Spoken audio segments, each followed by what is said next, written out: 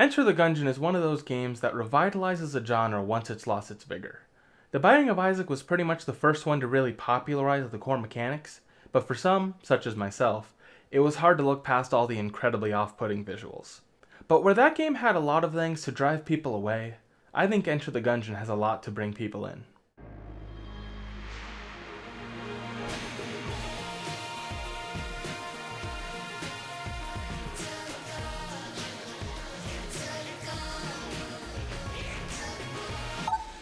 Speaking of visuals, this game does the opposite of Isaac by having a clean, charming, and even cute art style with a heavy embellishment of guns. Everything from the enemies to the items and the, well, guns. They all relate in some way to guns in order to tie the whole theme together. Your heart pieces are heart-shaped bullets, your money is shell casings, your keys are just key bullets, the elevators are bullets that burst through the floor, the enemies are bullets with their own guns who shoot bullets at you. It's incredibly simple in concept, but they do enough with it to bring the whole Gungeon to life. Also, those loading screens.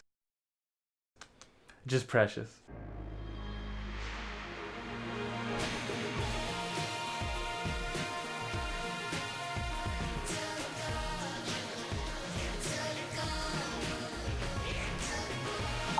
And now for the core of this game's theme, the guns. There's anything from normal guns like the iconic AK-47 or something like a basic Uzi, all the way to the crazy unrealistic ones like the Corsair, a gun that fires a ship-like bullet out that plots a course around the room you're in and bounces around it until it gets there. Or the Bullet, a bullet-shaped gun that shoots out guns that spin and fire out more bullets. It's just beautiful. Not to mention the countless references to other games in pop culture media, such as the Alien Sidearm, being the plasma pistol from Halo, the Heck Blaster, which is the plasma blaster Earthworm Jim uses, and the Mine Cutter, that looks suspiciously like the plasma cutter from Dead Space.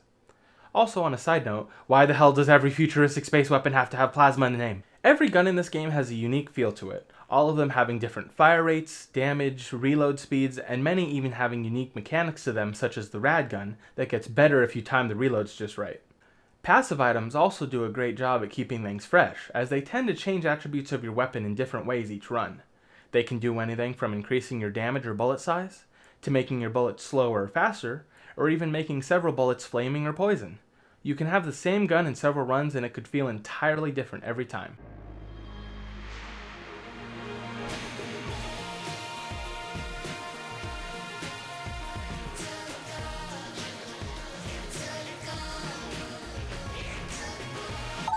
The only thing I don't really like that much about this game is just the randomness of it all, which I can't really fault it on since it's sort of a staple of the genre. I just never liked having so little control over something, especially when it can quickly turn and run sour with situationally useless passive items and guns, or even just a lack of keys that results in a lack of any other item. I do like the way the Gungeon shifts every run and all the rooms are randomized, and of course not knowing which items you're going to get is a bit more exciting, but it can still screw you over pretty easily, and at least making it so you're guaranteed a couple useful items or weapons would go a long way to remedy this.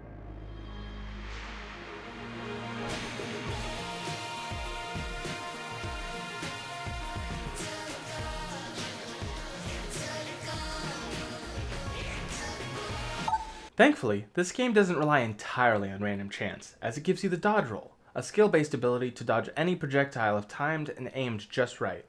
Once you're familiar enough with this technique, you can generally get through the first floor with nothing more than the starting pistol and take basically no damage.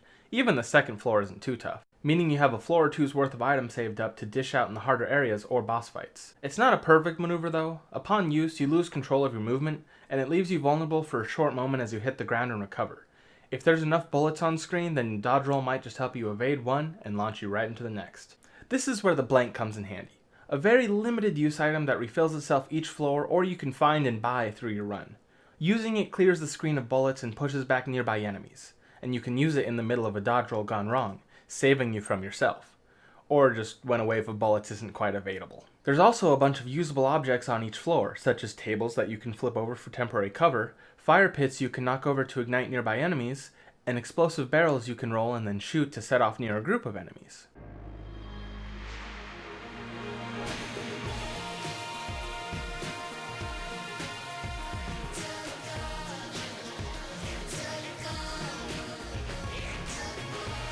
This game really excels at being a game, and letting you play exactly how you want to. You can pop the game out for a short session, getting through a run or two in about 20 minutes, especially useful on the Switch port, or you can save your progress at the end of a floor and finish it later. You can also just sit down grinding away at the Gungeon for hours and hours to try and beat it with a new character, unlock more items, find more secrets, or just blow off some steam. Not to mention the fact that every run is useful in some way or another. As long as you beat the first floor, you get more credits, which can be used in a number of ways, like unlocking new items, getting more inventory for certain shops, or just changing attributes of your next run. You're also unlocking new items left and right by just playing the game, oftentimes without even knowing why. All in all, End of the Gungeon is a fun time with so much content to keep coming back to, great tools to help introduce people to the genre, and has such a great charm to it that it makes it hard to put down. Of all the games like it, this one sits firmly at the top for me. So please give this game a shot. You won't regret it.